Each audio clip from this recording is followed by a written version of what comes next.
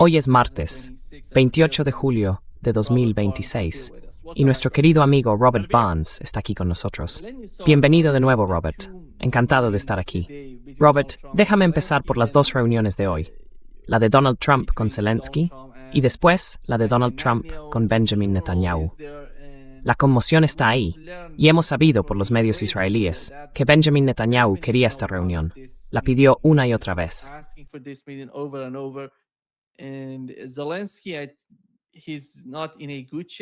Y Zelensky no está en buena posición por el bloqueo, por la guerra que se está librando contra Ucrania y por el nuevo caos provocado por el ataque ucraniano a un carguero iraní que supuestamente iba de Rusia a Irán y fue alcanzado en el Mar Caspio.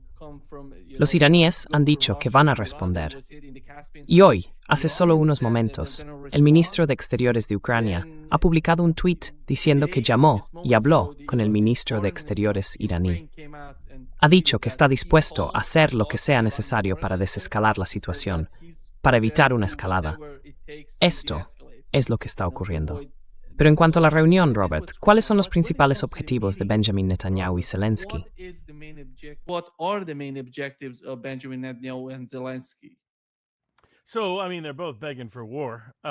Así que, quiero decir, los dos están pidiendo guerra y más guerra, de una forma u otra. Esta se considera una semana decisiva y determinante. Y, tras todo lo que se fue acumulando la semana pasada, el presidente celebró un evento en Bedminster, justo antes de la final del Mundial, en su club de campo de Nueva Jersey. Richard Baris, un encuestador muy respetado en el entorno de Trump, fue invitado a un evento de etiqueta y presionó al presidente, a su personal y a su equipo, diciéndoles que realmente necesitaba salir de Irán, que se enfrentaban a graves problemas políticos en otoño si no salían de Irán rápidamente. Además, recomendó lo siguiente.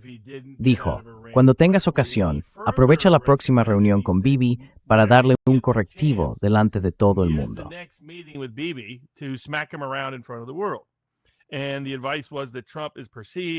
Y el consejo era que se percibe a Trump como demasiado deferente con Bibi. Pero las imágenes tan burdas que circulan de Trump y Bibi allí le recordaron al presidente y le dijeron, así es como el mundo le percibe ahora mismo, y así es como le percibe Estados Unidos ahora mismo, y tiene que darle la vuelta a eso.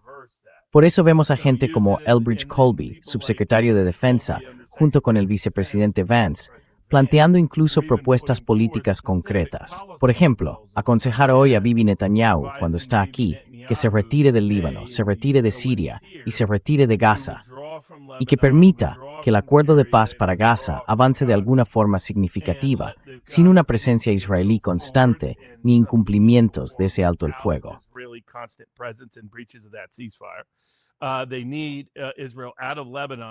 Necesitan que Israel salga del Líbano como una medida concreta que puedan utilizar para intentar que Irán acepte restablecer el memorando de entendimiento. Y saben que necesitan que Israel salga de Siria para satisfacer a Erdogan, que está muy descontento con su presencia allí por la suya. De lo contrario, están conduciendo a una guerra entre Turquía e Israel, que es precisamente por lo que Bibi Netanyahu estaba presionando al presidente la última vez que fue, en febrero. Así que eso era lo que quería ese sector, el sector pragmático, el sector del realismo geopolítico, el sector que entiende la política y la economía. Todos favorecían esa estrategia. Luego está el lobby israelí.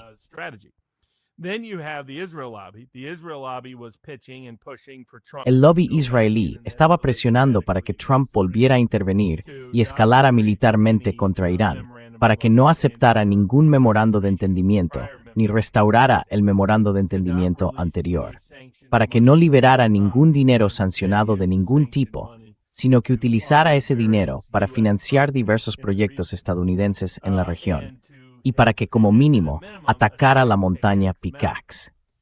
Eso era lo que se defendía públicamente. En privado, se planteaba otra oleada de ataques de decapitación contra el régimen iraní, bajo la ilusión de que la población iraní es mucho más pragmática y quiere salir del conflicto, y de que los principales miembros del gobierno son los sectores más duros. Cuando, literalmente, como reveló Suleiman Ahmed al visitar recientemente Irán y hablar con gente sobre el terreno, y también según una amplia variedad de datos de opinión pública, incluidos los de la Universidad de Maryland.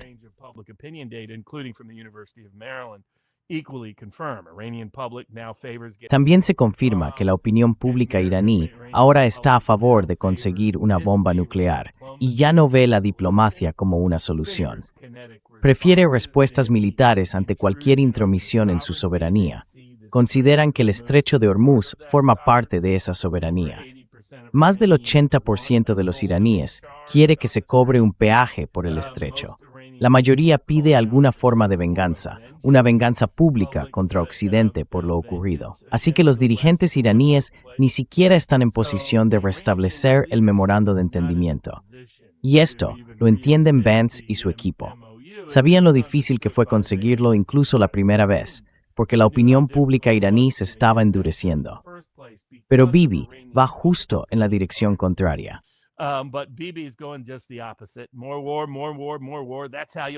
Más guerra, más guerra, más guerra. Así es como será usted un héroe, señor presidente. El propio Trump lo reconoció, hablando hoy antes con Fox. Tienes a Bibi aquí haciendo campaña para que yo vuelva al poder. Así que ya saben, el gato ya está fuera de la bolsa, por si alguien tenía dudas al respecto. Y Zelensky está haciendo lo mismo. ¿Y qué pasó con el ataque ucraniano al buque iraní? Eso lleva las huellas forenses de la CIA. Quiero decir, ¿cómo supo Ucrania dónde estaba y cómo tuvo la logística satelital en tiempo real para atacar un buque iraní en el mar Caspio?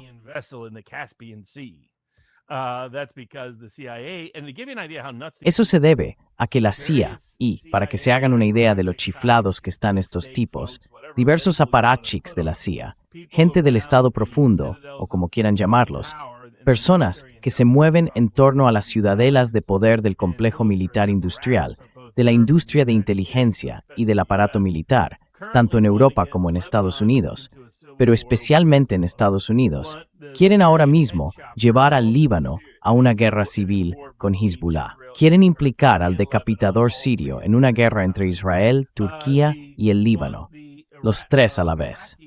Quieren que el primer ministro iraquí inicie una nueva guerra civil contra las milicias chiíes iraquíes. Quieren que los hutíes y los saudíes estén en una guerra total en su región, al tiempo que escalan la confrontación no solo contra Irán, sino también contra Rusia.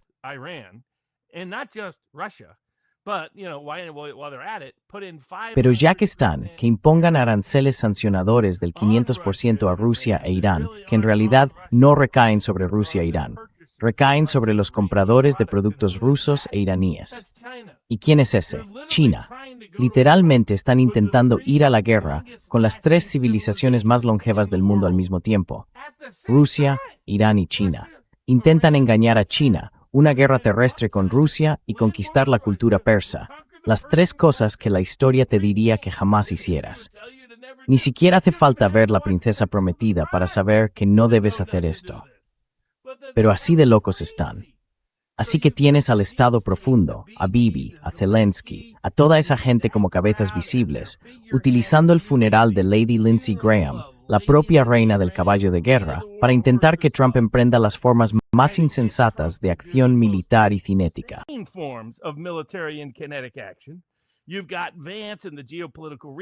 Tienes a Vance y a los realistas geopolíticos, y a Elbridge Colby y a su número 2, intentando evitar que nos precipitemos por un abismo económico, que entremos en una pesadilla política distópica para la marca republicana y para sus propios intereses políticos a corto plazo, y en un desastre geopolítico que podría reescribir el mundo de formas en las que Estados Unidos jamás recuperaría su poder. Y luego tienes a Trump, oscilando entre ellos según el día, porque está el Trump sobrio y sensato, que se inclina hacia el bando de Vance. Y luego está el Trump embriagado de delirios, que se inclina hacia el quiero ser el próximo Napoleón, como contó ayer 60 Minutes Australia. Trump está diciendo literalmente, quiero que la gente piense en mí como una figura napoleónica. Eso no es con lo que hizo campaña en 2024. Así que al mismo tiempo, nos asomamos tanto a la utopía como a la distopía, y el rey Lear está enmendando la decisión sobre la marcha. King Lear is in the middle making up the decision. Yeah. Do you feel that cree que Donald Trump sería capaz de... Porque al ver las declaraciones del dirigente israelí Naftali Bennett, por ejemplo, que recientemente dijo, y hoy ha habido una respuesta del gobierno catarí, de las autoridades de Qatar, que condenan lo que Naftali Bennett dijo sobre ellos. Porque él afirmó que el gobierno de Qatar tiene responsabilidad en la masacre del 7 de octubre. Dijo, y le cito, Qatar financió el 7 de octubre, sigue acogiendo y dando refugio en Doha a los líderes de la organización terrorista hasta el día de hoy.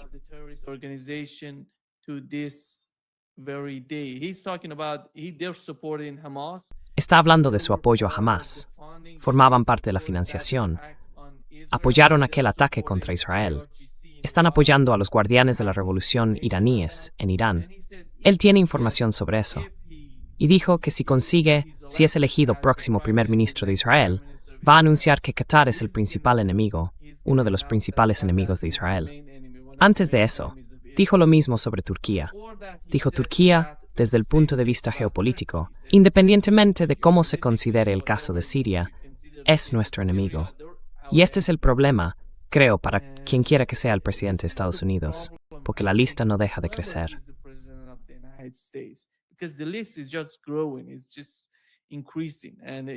No deja de aumentar. ¿Y quién va a poner fin a esta lista? No veo ningún tipo de voluntad, ni en la administración Trump, ni en el propio Donald Trump, a día de hoy. Porque ayer supimos que iba a obligar a Benjamin Netanyahu a retirarse de Siria, del Líbano, de Gaza. Hoy hemos sabido, por el Canal 12 de Israel, que Donald Trump no pide nada. No pide nada respecto a la retirada israelí de todos estos países. ¿Cuál es su interpretación de las dificultades entre Estados Unidos e Israel a medida que pasa el tiempo?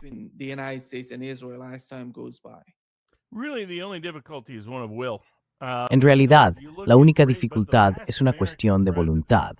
Porque si lo miras, el último presidente estadounidense que contuvo a Israel y le prohibió e impidió arrastrar a Estados Unidos a un conflicto desastroso fue Ronald Reagan, ese del que a Mark Levin y a otros como él les gusta fingir que son partidarios. Pero ¿qué hizo Reagan? Los israelíes engañaron a Reagan para que, en contra del consejo de su secretario de Defensa, enviara marines estadounidenses al Líbano. Y entonces estábamos intentando, nunca se ha explicado del todo, pero de algún modo acabamos atacando militarmente campamentos de refugiados chiíes. Eso fue lo que condujo a los inicios de la formación de lo que hoy es Hezbollah. Se discute quién fue responsable del atentado de Beirut, pero fue una represalia por nuestra presencia militar y por nuestros ataques equivocados contra campamentos de refugiados chiíes.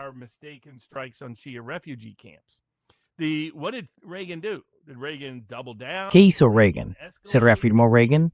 ¿Escaló la situación? ¿Mandó a todo el mundo?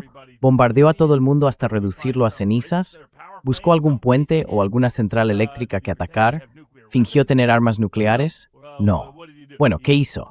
Nos sacó de allí inmediatamente. Dijo, nos vamos. No vamos a volver. Se acabó. Pero no se quedó ahí. Lo segundo que hizo fue llamar al primer ministro israelí y decirle, vais a dar marcha atrás. Vais a retirar vuestras tropas del Líbano, porque sé reconocer un holocausto cuando lo veo. Y ese lenguaje, en aquel momento, cuando aún no habían pasado 40 años desde el holocausto nazi, fue increíblemente incendiario para la opinión pública israelí. Pero ¿qué pasó? Dio marcha atrás. Israel dio marcha atrás.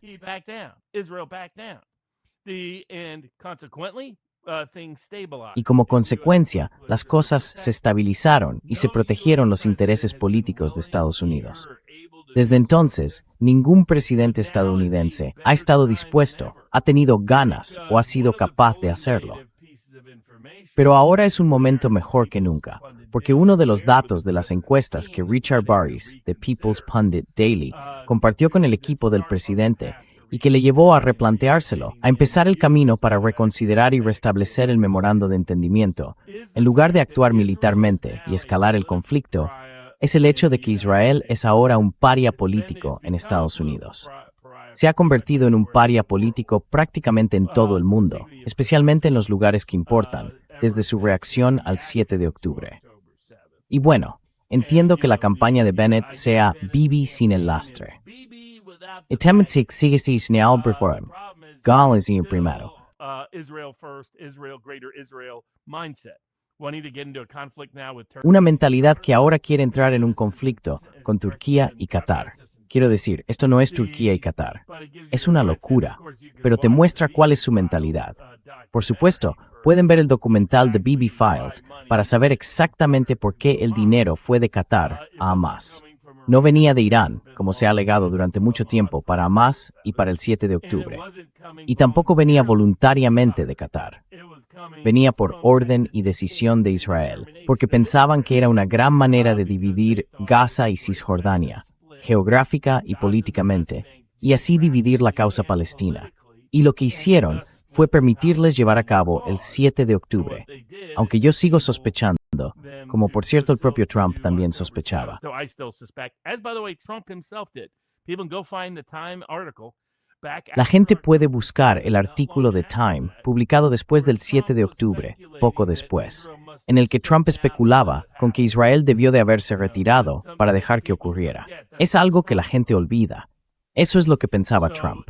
Así que tiene toda la capacidad y toda la oportunidad política para poner a Bibi contra las cuerdas, para seguir el camino de Reagan en el 83. La pregunta es si tiene la fuerza de voluntad personal para hacerlo. Él no se presenta a la reelección. Todo el dinero del mundo no va a poder comprar suficientes escaños en la Cámara de Representantes y en el Senado. Por primera vez en la historia, una mayoría de demócratas en la Cámara votó a favor de cortar por completo con Israel. Eso se debe a que ese es el clima político en Estados Unidos hoy. Si estás contra Israel, ganas.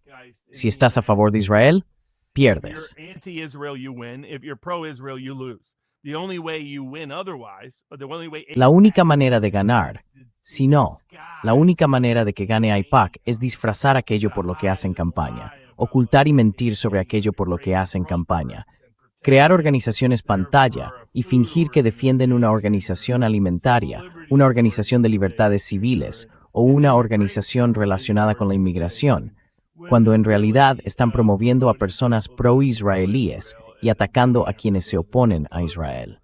Pero cuando Israel está en la papeleta, Israel pierde, y sigue perdiendo y perdiendo y perdiendo y perdiendo.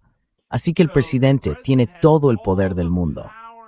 La ventana de oportunidad no podría estar más abierta que ahora mismo para repetir lo de Reagan en el 83, para repetir lo que Kennedy intentaba hacer en 1962, cuando estaba muy molesto por los intentos de Israel de desarrollar armas nucleares. En cierta medida, se puede decir que Carter se enfrentó a Israel en ocasiones durante los años 70. stood up to Israel at times in the 70s. But, you know, after Pero ya sabe, después de que cayera el muro, ningún presidente tuvo el valor de hacerlo. Trump está perfectamente situado para hacerlo políticamente. Es quien está en mejor posición para hacerlo, en el sentido de que es lo que quiere la opinión pública y de que si quiere tener alguna posibilidad de no salir arrasado. Pero muchos seguimos sospechando y dudando de que tenga la fuerza de voluntad personal para hacerlo. Puedo decirles que odia que le llamen la perra de Bibi. Así que les he dicho a personas cercanas al presidente, seguid diciéndole, oye, esto es lo que la gente sigue diciendo de ti. Pero si no le vemos hoy poner a Bibi en su sitio públicamente, no va a hacerlo. Entonces la única pregunta es, ¿permitirá que Bibi vuelva a llevarle por ese peligroso camino de escalada con Irán o hacia esas otras guerras desastrosas que están intentando iniciar por todo Oriente Medio? Y esa es una cuestión que por desgracia está por ver.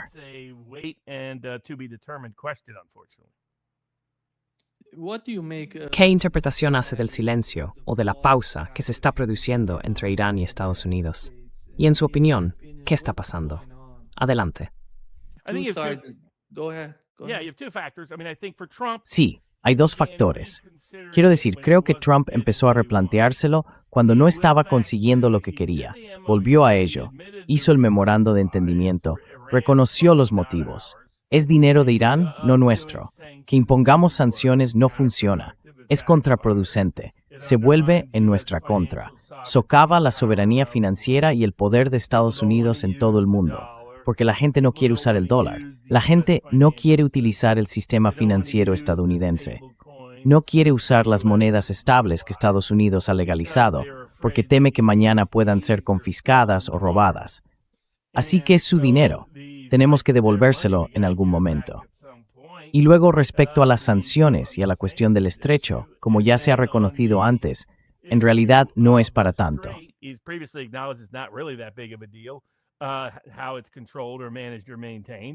Cómo se controla, se gestiona o se mantiene en distintos momentos. Él sabe que tenemos limitaciones militares sobre lo que podemos hacer en cuanto a nuestras reservas de armamento y básicamente sobre nuestra capacidad para librar una guerra contra Irán a distancia. No tenemos los efectivos necesarios para invadir Irán o conquistar Irán. Ni siquiera tenemos el poder militar para dominar constantemente el espacio aéreo, como Trump finge que podemos hacer. La última vez que lo intentamos, tuvimos que llevar a cabo una misión de rescate de emergencia, porque un coronel quedó aislado tras las líneas enemigas. Y Trump entró tanto en pánico durante aquellas 48 horas que tuvieron que echarlo de la sala de crisis. Así que, en el plano ofensivo, lo único que podemos hacer es lanzar municiones a distancia. Y en el plano defensivo, lo único que realmente podemos hacer, porque no hemos sido capaces de eliminar su capacidad de fabricar o lanzar drones, ni de fabricar o lanzar misiles, es tener interceptores desplegados. Y tenemos que poder contar con cierto margen de antelación para que no sepan dónde estamos operando en un momento dado. Como ha confirmado el Dr. Parsi, parece evidente que Irán dispone ahora de información satelital en tiempo real. No es probable que esa información, con ese nivel de detalle, proceda de satélites iraníes, como la que utilizaron para atacar Jordania. Creo que esa fue la manera de Irán de despertar a Estados Unidos. Eso significa que los rusos o los chinos, muy probablemente los rusos, les están proporcionando tecnología en tiempo real, diciéndoles, aquí es donde se están moviendo sus tropas.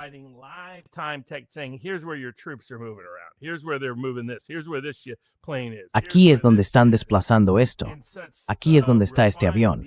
Aquí es donde está este barco. Con un nivel de detalle tan preciso que ahora los misiles iraníes, que al parecer también cuentan con tecnología mejorada, con tecnología china incorporada, tienen una precisión extrema en tiempo real, no solo respecto a la ubicación real. Eso cambió por completo las reglas del juego y provocó el pánico en el ejército estadounidense en cuanto ocurrió. Hemos estado ocultando el número de bajas. La cifra probable de bajas solo por los ataques en Jordania asciende a cientos, no a una sola cifra, como se ha tergiversado. Ahora, mucha gente está herida de momento, no muerta, pero están heridas de tal manera que existen serias dudas sobre su capacidad de recuperarse.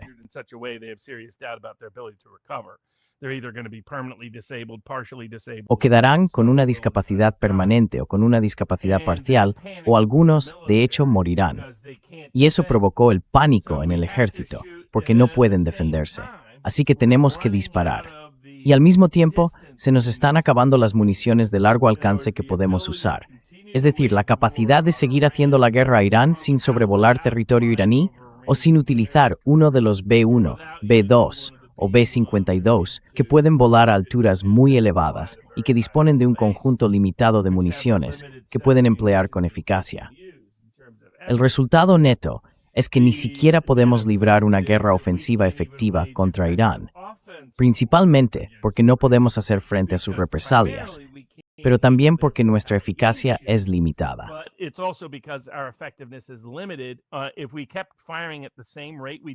Si siguiéramos disparando al mismo ritmo que durante los primeros 38 días, agotaríamos estas municiones en 1 o 2 meses.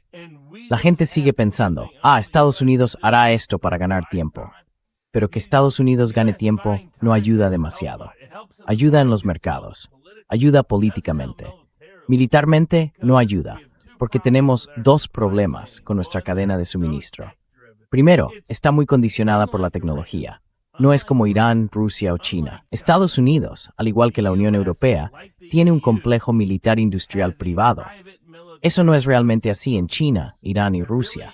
La consecuencia es que ellos pueden desarrollar armas que realmente tienen sentido. Pueden desarrollarlas a gran escala. Pueden desarrollarlas rápido.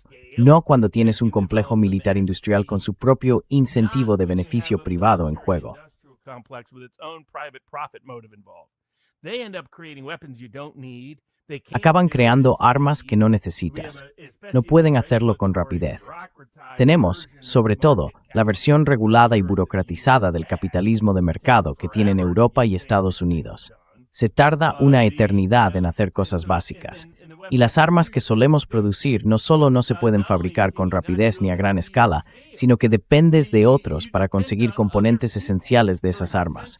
Eso no ocurre en China, no ocurre en Irán, no ocurre en Rusia. Si uno no tiene algo, lo tiene otro de ellos.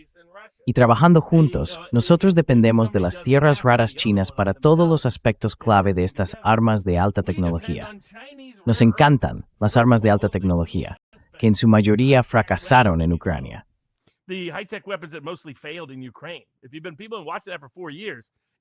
Si has estado atento y has visto eso durante 4 años, ha sido básicamente como un anuncio larguísimo contra el complejo militar industrial de Estados Unidos. ¿Quieres esa arma? Mira cómo fracasa una y otra vez frente a Rusia. Ahora mira cómo fracasa una y otra vez frente a Irán. ¿Que por qué? Por una décima de céntimo, puede tener una defensa militar más eficaz que la nuestra. Quiero decir, es vergonzoso, pero es la realidad. Así que le dijeron eso. Así que sabe que la realidad política es, salid, salid, salid. No podéis quedaros. Sabe que la realidad económica es que estamos llegando a los primeros límites de nuestras reservas estratégicas de petróleo. Todo el mundo lo está.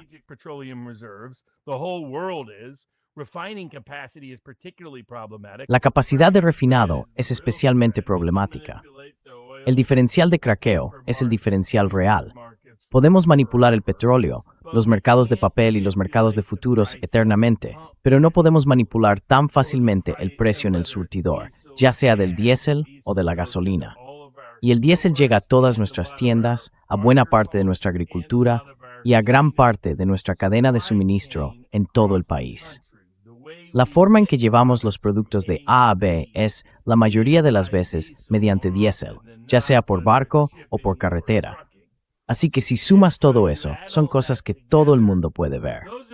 Las últimas encuestas de Barnes, el número de estadounidenses dispuestos a pagar siquiera $4 por galón por la guerra de Irán estaba en cifras de un solo dígito. Eso demuestra hasta qué punto se desprecia esta guerra.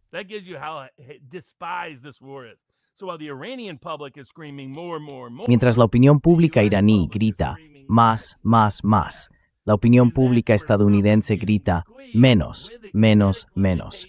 Ahí es donde Trump está sometido a presión, con una limitación en el plano militar y otra en el económico, al mismo tiempo que nos acercamos cada vez más a ese precipicio. Así que esos son los factores que motivan a Estados Unidos. Creo que Irán no ha tomado represalias porque intenta mantener su apoyo en el sur global. Quiere mantener de su lado a China, a Rusia y al sur global, porque ellos también están sufriendo mucho por esto, especialmente en la agricultura, pero también en términos de combustible. El sur global es ahora mismo la principal base de clientes de China para gran parte de su economía impulsada por las exportaciones. Y es la base geopolítica de la que dependen tanto China como Rusia, además de la opinión pública mundial.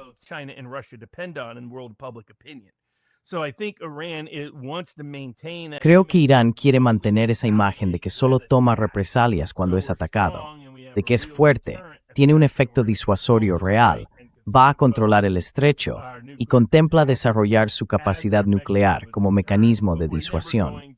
Pero nunca va a iniciar la acción, igual que no la inició con Israel, salvo que Israel la iniciara contra ellos. Y están viendo esto aquí, y sé que hay críticos en el lado iraní que dicen, no, eso permite a Trump empezar y parar, empezar y parar, empezar y parar cuando quiera. Pero es coherente con... Pero desde la perspectiva iraní, si controlan el estrecho, realmente es Trump quien está marcando el ritmo de este conflicto.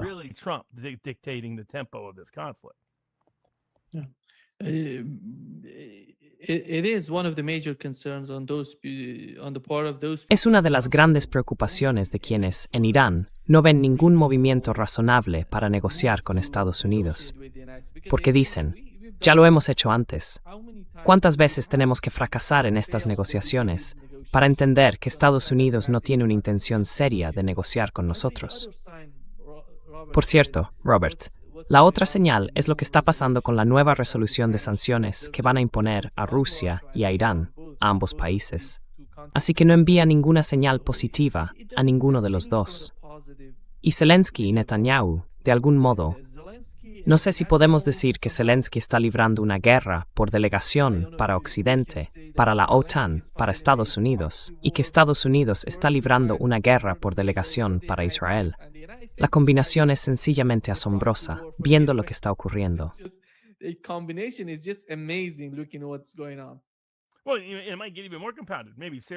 Bueno, esto podría complicarse aún más.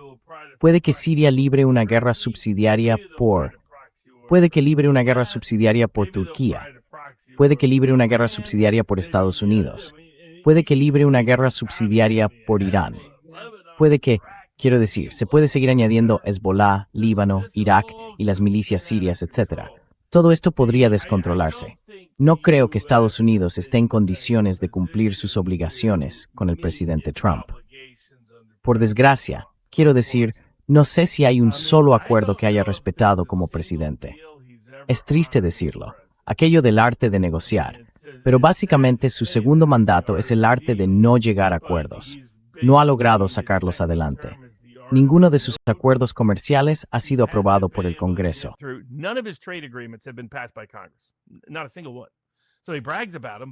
Ni uno solo. Así que presume de ellos, pero ninguno salió adelante. El Tribunal Supremo anuló 2/3, y todo el dinero y las inversiones empresariales prometidos por todos esos países y empresas, que yo sepa, prácticamente no han llegado, o han llegado muy poco. Así que Trump se está convirtiendo en el, ya saben, cómo era, mucho sombrero y poco ganado, como dicen en Texas. Y esa es la clase de vaquero que es. Y si yo fuera Irán, no confiaría en Trump en absoluto. Creo que ahora Irán va a hacer lo mismo cada vez que Trump dé marcha atrás en un acuerdo. Irán lo hará, ya saben, como cuando Trump, durante la campaña de 2016, cada vez que alguien criticaba el muro fronterizo, decía, pues ahora mide 3 metros más.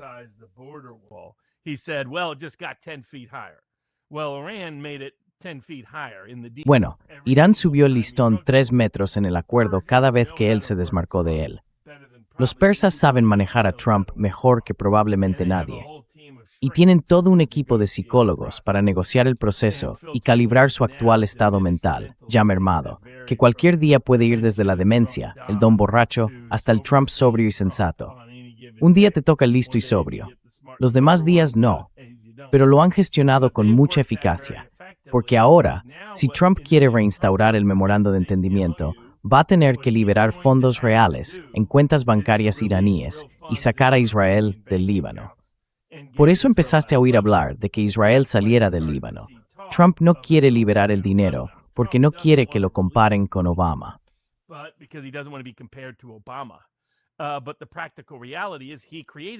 Pero la realidad práctica es que él creó esa situación. Irán ni siquiera va a replantearse entrar en el memorando de entendimiento y reactivarlo, a menos que Israel salga primero del Líbano y, en segundo lugar, tengan dinero en su cuenta bancaria. Tienen que ver dinero contante y sonante. Y también tengo dudas de que Trump pueda cumplirlo. Y teniendo eso en cuenta, creo que probablemente el mejor resultado desde la perspectiva de Estados Unidos sería una salida de Trump. Como mínimo, que no haya una escalada. No estoy a favor de lo que está alentando Kushner, porque Kushner está alentando no solo a mantener las sanciones, sino también el bloqueo. Y el bloqueo, sinceramente, es simplemente estúpido, porque lo único que hace es darle a Irán la cobertura de China, Rusia y el sur global para cerrar el estrecho.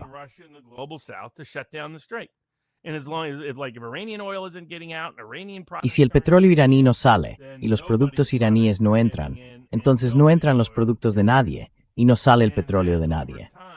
Y eso, con el tiempo, como el secretario de Energía Wright ha advertido a Trump, es desastroso para la economía estadounidense y mundial. Si llega un momento en que los precios del petróleo no suben mucho más adelante, en lo que creo que se llama contango, eso no siempre significa que piensen que las cosas van a normalizarse. Puede ser una señal de que creen que toda la economía va a precipitarse de tal manera que nadie podrá permitirse nada. Es el tipo de situación en la que los precios bajan, pero no por buenas razones. Bajan porque todo es inasequible. prices fall because everything's unaffordable. So that's the economic reality, that's the Esa es la realidad económica. Esa es la realidad política. Y esa sigue siendo la realidad militar y cinética. Así que la lógica sería que Trump ofreciera concesiones reales y sustanciales, elementos concretos que se puedan ir marcando en una lista para que los iraníes tengan suficiente confianza y, lo más importante, respaldo público. Porque ¿cómo se consigue respaldo público después de que la población se opusiera al memorando de entendimiento original? Todo aquello de lo que desconfiaban se hizo realidad en tiempo real. El funeral no hizo más que radicalizar y profundizar su estado emocional. Quiero decir, ahora se están viendo videos iraníes que pasan de, oye, así es como podrías matar a Trump, a videos iraníes que dicen, así es como puedes matar a Melania Trump.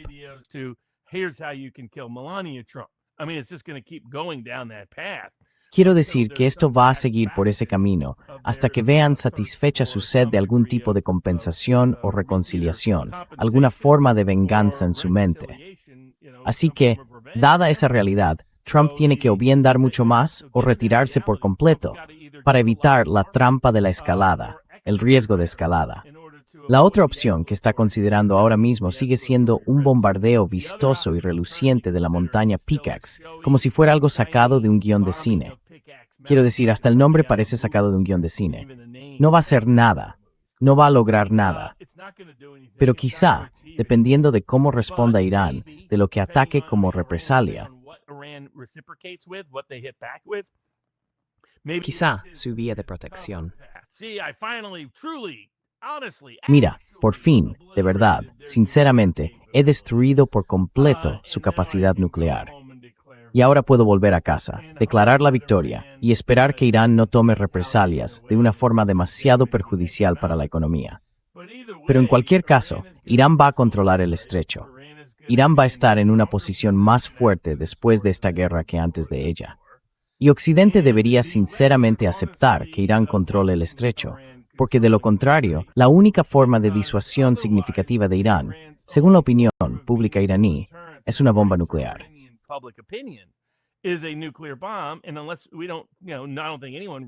No creo que nadie quiera realmente, ni siquiera Irán, una carrera de armamento nuclear en Oriente Medio que estamos tratando de desencadenar al dárselo a los saudíes. Pero la revocaremos al día siguiente, porque si Trump no puede mantener un acuerdo con los saudíes, no puede mantener un acuerdo con los turcos. Quiero decir, ¿cómo demonios va a mantener un acuerdo con los iraníes? Así que creo que es incapaz de llegar a acuerdos. Y creo que la mejor solución es algún tipo de salida que convenza a Trump de que es un gran ganador, aunque sea el mayor perdedor de este conflicto.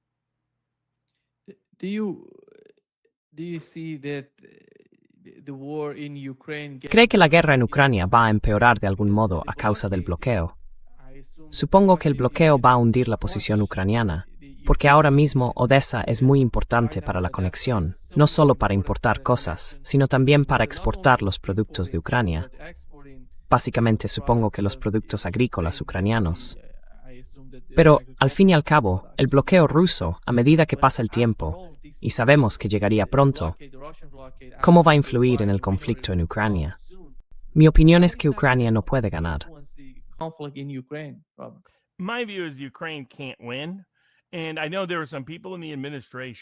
Y sé que hay algunas personas en la administración que pensaban que era un punto muerto congelado. Y yo discutí con ellas. No, en realidad no. Lo que pasa es que Putin tiene una paciencia increíble. Ha intentado limitar. Si comparas, incluso según organizaciones independientes y de terceros, han muerto más civiles en las guerras de Israel durante los últimos 3 años que los que han muerto nunca a manos de los rusos desde febrero de 2022. Y cuando los rusos, podría decirse, se sumaron al conflicto ucraniano, porque el conflicto ucraniano ya llevaba allí 8 años, con la guerra de Ucrania contra las poblaciones rusas del este de Ucrania que querían independizarse después de que su presidente fuera derrocado por un intento de golpe ilegal, el golpe del Maidán, del que Lady Lindsey Graham, cuyo funeral es hoy, fue una de las principales promotoras en todo lo relacionado con la propaganda.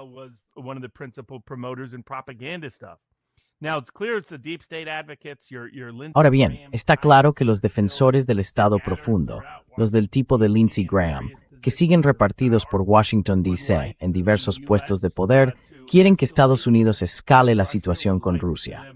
Quieren que ayude a Ucrania a golpear aún más dentro de Rusia, a golpear más y a continuar con la especie de campaña de terror en la que Ucrania se está involucrando cada vez más.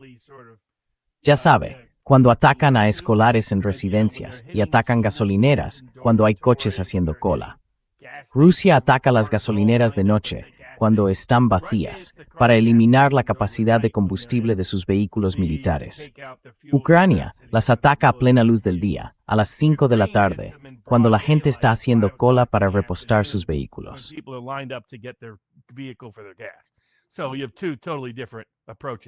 Así que aquí hay dos enfoques totalmente distintos.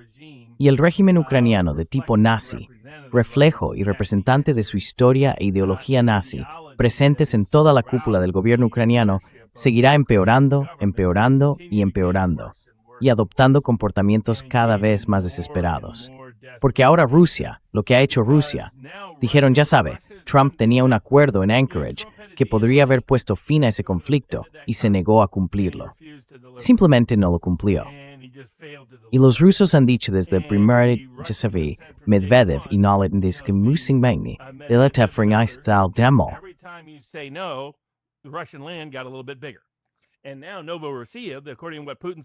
Y ahora, Novorossiya, según lo que dijo Putin ayer, es todo lo que queda al este del río y a lo largo del Mar Negro. Eso significa que no habrá Odessa, no habrá Kharkov, no habrá Donbass. Y no solo eso, significa que su base industrial desaparece, su base agrícola desaparece, desaparece su acceso a los ríos, al mar y al océano, porque a través del Mar Negro pueden salir hasta el océano. Todo eso desaparece si Rusia considera que Novorossiya son tierras históricas, ancestrales y vinculadas políticamente a Rusia. Esas regiones han votado habitualmente a presidentes prorrusos durante la independencia de Ucrania, muchas de ellas desde el principio.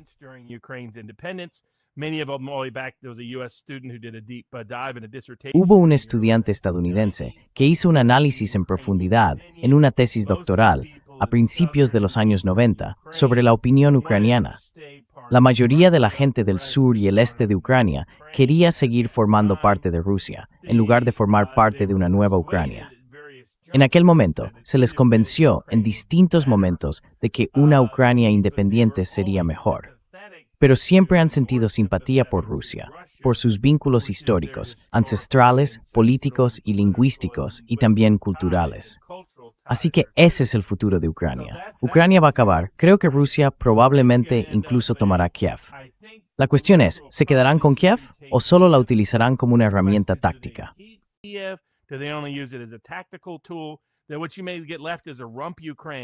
Entonces, lo que podría quedar sería una Ucrania residual, sin control sobre el río, sin control ni acceso al mar, sin control sobre casi todas sus tierras raras, su patrimonio industrial, su carbón, sus tierras agrícolas, las más ricas, con casi todo perdido. Y solo quedaría lo que resta de lo que fue el Estado ruteno original. Porque los nacionalistas ucranianos se llamaban a sí mismos nacionalistas rutenos hasta principios del siglo XX, remontándose a la Rus original antes de que se dividiera entre Kiev y Moscú. Históricamente han sido muy antagonistas con lugares como Polonia. Pero Polonia reclama parte de esas tierras. Rumanía reclama parte de esas tierras. Hungría reclama parte de esas tierras.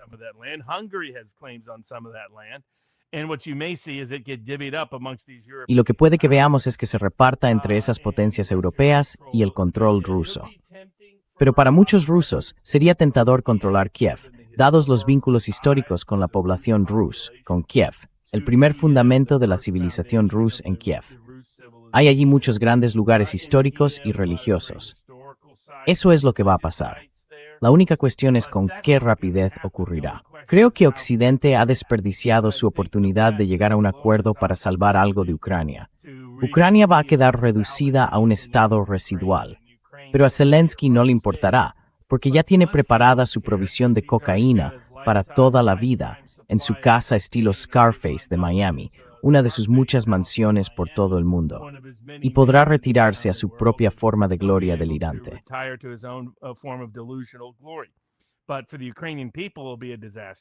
Pero para el pueblo ucraniano será un desastre.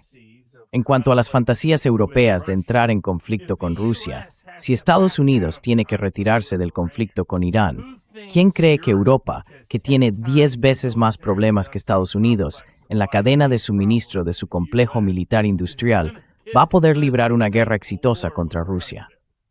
Viven en un mundo de fantasía. Y hacia ahí van las cosas. Al final, será la Realpolitik la que guíe y gobierne el mundo. Y Rusia, Irán y China formarán un nuevo eje político que sustituirá al occidente de la OTAN y Estados Unidos, probablemente en el próximo medio siglo.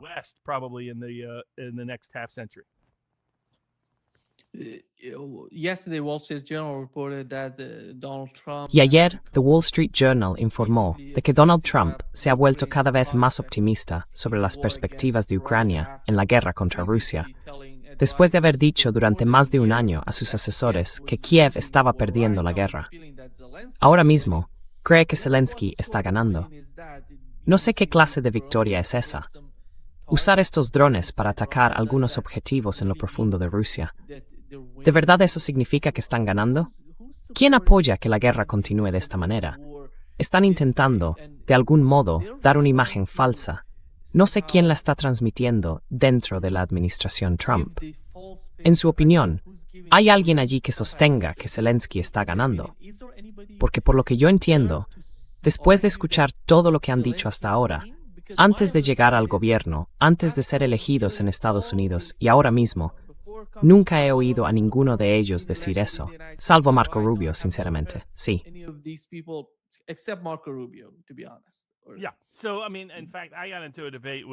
Bueno, de hecho, el año pasado tuve un debate con el vicepresidente Vance sobre este tema concreto. El director de la CIA, Ratcliffe, que lleva rata en el apellido, anda por ahí alimentando constantemente a Trump con inteligencia e información falsa sobre Ucrania y Rusia. Que la economía rusa se está hundiendo, que Putin es odiado o que está a punto de capitular por completo dentro del país. Que solo hay que presionarle un poco más. Es casi idéntico a lo que se oye decir al lobby israelí sobre Irán. Al mismo tiempo, elogia a Ucrania por resistir con tanta firmeza, y nosotros le estamos proporcionando información clave, apoyo logístico, y estamos canalizando nuestras armas a través de diversos intermediarios europeos, como el propio Rubio admitió hace 2 semanas ante el Congreso. Todo ello, pese a que Trump dice algo así como, bueno, no creo que estemos implicados en Ucrania, ¿no?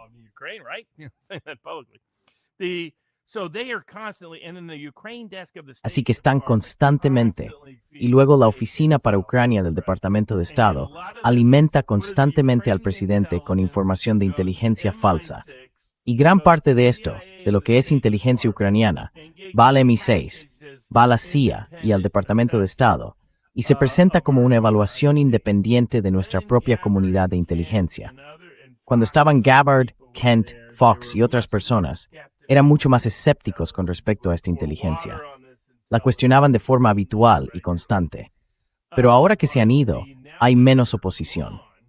Ahora, Colby y Driscoll en el ejército, quiero decir, Colby en el Departamento de Guerra, subsecretario de Defensa, o subsecretario de Guerra ahora, y su adjunto han puesto objeciones a esto. Driscoll, que es secretario del ejército y es cercano a J.D. Vance, también ha puesto objeciones a esto. Pero, para que se hagan una idea, en octubre la cosa se estaba volviendo tan absurda.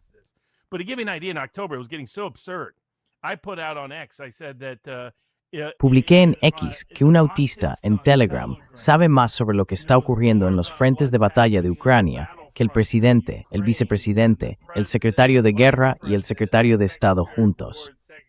Y el vicepresidente Vance se puso en contacto conmigo y dijo, ¿a quién debería seguir él en Telegram?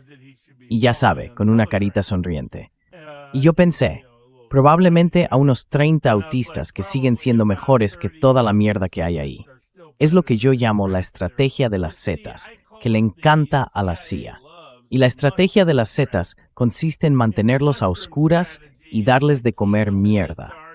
Y eso es lo que llevan haciendo con el Senado, con la Cámara de Representantes y con los presidentes desde el final de la Segunda Guerra Mundial.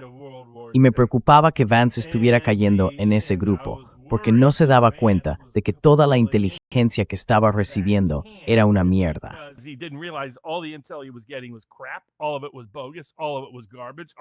Todo era falso. Todo era basura. Todo se lo inventaron. Muchos de esos falsos centros de estudios, como el Instituto para el Estudio de la Guerra, no son más que organizaciones prostituidas por la guerra o tapaderas de la CIA. Son como la falsa encuestadora Gaman, que literalmente no tiene ningún historial legítimo y que crearon de la nada 2 profesores. Todo en eso grita que es una tapadera de la CIA, diciéndote, bueno, el 80% de los iraníes está deseando que Trump bombardee e invada Irán y le levante una estatua. Cosas que cualquiera en su sano juicio podía darse cuenta de que eran patrañas cuando estás hablando de los persas, por el amor de Dios. Pero esa misma mentalidad se ha estado alimentando constantemente. Así que hablo con miembros de la Cámara de Representantes, con senadores que son escépticos respecto a la guerra y que se creen toda esta basura absoluta.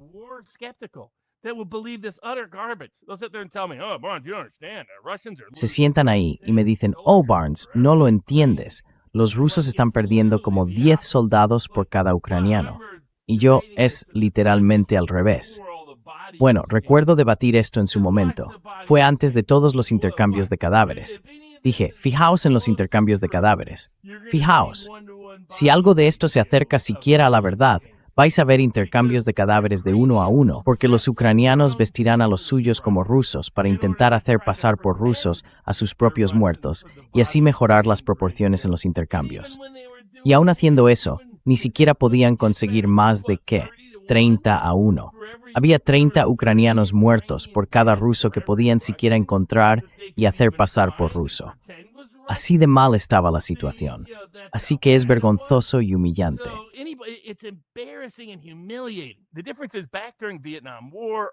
La diferencia es que durante la guerra de Vietnam, en las primeras etapas, no en las últimas, cuando los medios de comunicación por fin se dieron cuenta de todas las mentiras y todas las invenciones, en la guerra de Corea y en otras guerras, podía salir adelante a base de mentiras y propaganda. Quiero decir, hubo alemanes que se quedaron atónitos cuando los soviéticos llegaron al pueblo. Decían, ¿cómo? Yo creía que estábamos ganando. Ya sabe, ese tipo de cosas. Escuchaban la radio local. Y así es nuestra Cámara de Representantes. Así es nuestro Senado. Y, de vez en cuando, también Trump.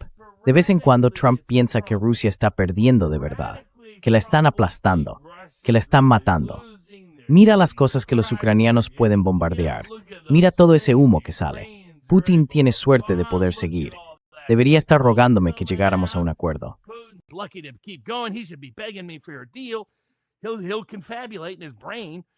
Se montará una historia en su cabeza basándose en las tonterías que están difundiendo Ratcliffe, Rubio, el lobby europeo y los chicos del MI6.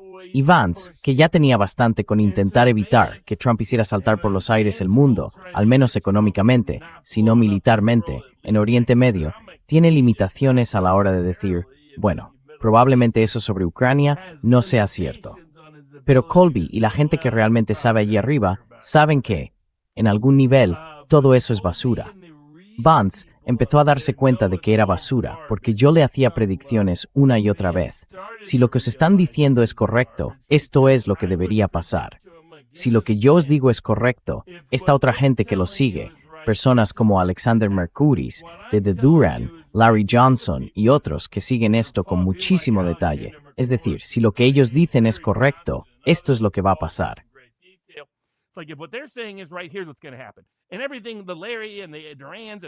Y todo lo que decían Larry, de Duran, Alexander y otras personas de ese lado del espectro se iba cumpliendo. Su capacidad de predicción a corto plazo era muy precisa, y todo lo que le estaban dando a Vance resultó ser pura basura, porque no podía prever nada de lo que iba a ocurrir. Los rusos han continuado con su guerra de desgaste.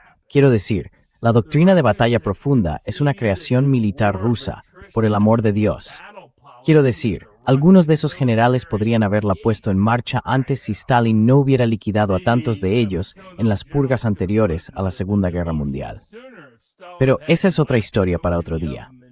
Claro que iban a ir despacio, de forma constante, acabar con ellos, tomar un poco, tomar otro poco, atraer a sus tropas y acabar con ellas.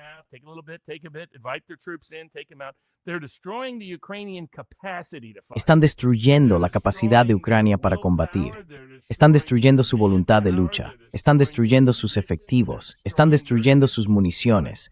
Están destruyendo sus suministros energéticos para poder hacer frente al frente de batalla. Por eso destituyen y cesan a sus secretarios de defensa, a sus generales. Ahí lo tienen. Por eso Zelensky está cada vez más desesperado, más desesperado, más desesperado. Pero no cabe duda de que venderán esa absoluta estupidez. Y nada demuestra mejor el deterioro mental del cambio de personalidad que ha sufrido Trump en los últimos 6 meses que el hecho de que se crea esta mierda, aunque sea durante 6 segundos.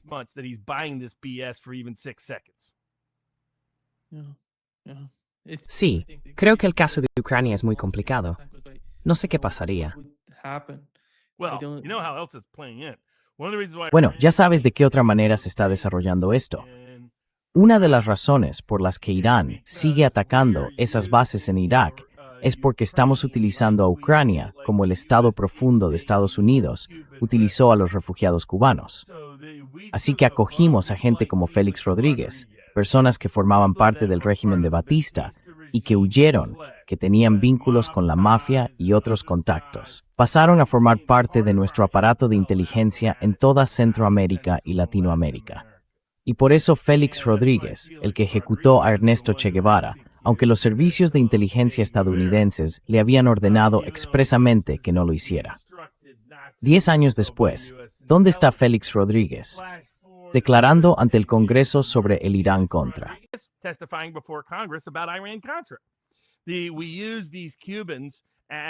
Usábamos a estos cubanos como una especie de pieza clave. Estaban conectados con el crimen organizado, con el tráfico de armas, el blanqueo de dinero, el narcotráfico, el tráfico de armas de fuego, lo que se te ocurra. Eso ayudaba a financiar las distintas actividades del Estado profundo, las operaciones de cambio de régimen y diversas formas de insurrección y de control estatal por todo el mundo. Por lo visto, estamos haciendo eso con ucranianos, porque están apareciendo en todo tipo de lugares. Se están encontrando grupos ucranianos en Irak, como comentaron los líderes iraquíes el otro día. Están apareciendo en zonas de África, donde de repente surgen conflictos de la nada.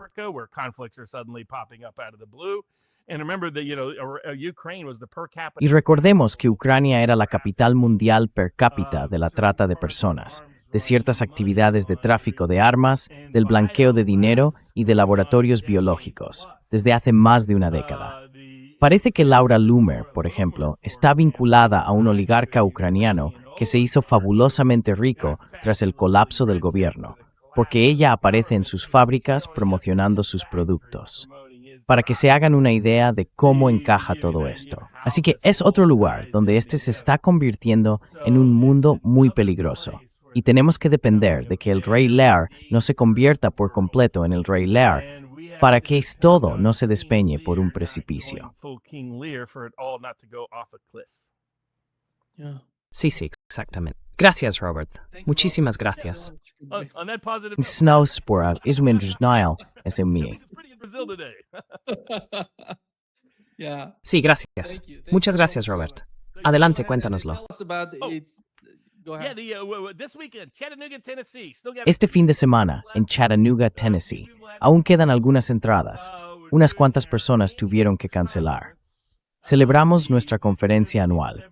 El Centro Jurídico 1776 trabaja por la libertad legal, la libertad médica, la libertad financiera y la libertad política.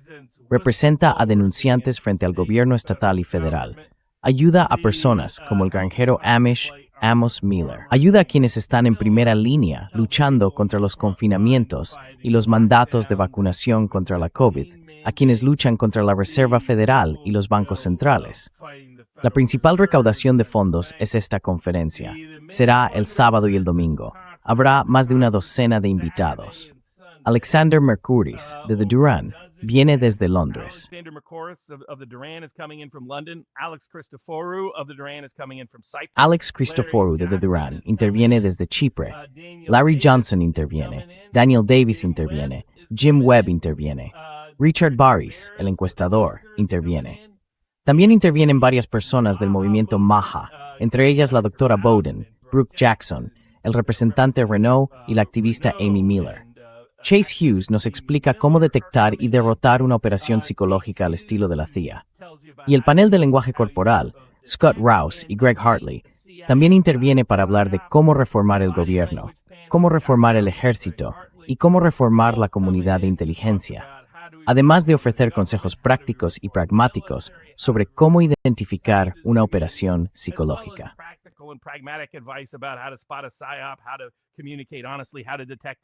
Cómo comunicarse con honestidad, cómo detectar el engaño a través del lenguaje corporal, datos de encuestas sobre hacia dónde va el país y hacia dónde va el mundo, y formas de hacer que todo el mundo sea un lugar mejor, más seguro y más pacífico, más acorde con los valores e ideales que ayudaron a establecer cosas como la República Constitucional de Estados Unidos, junto con otras ideas e ideales de libertad en todo el mundo.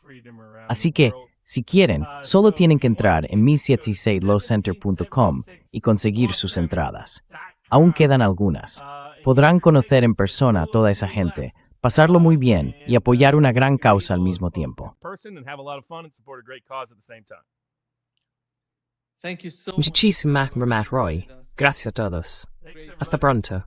Adiós. Bye-bye.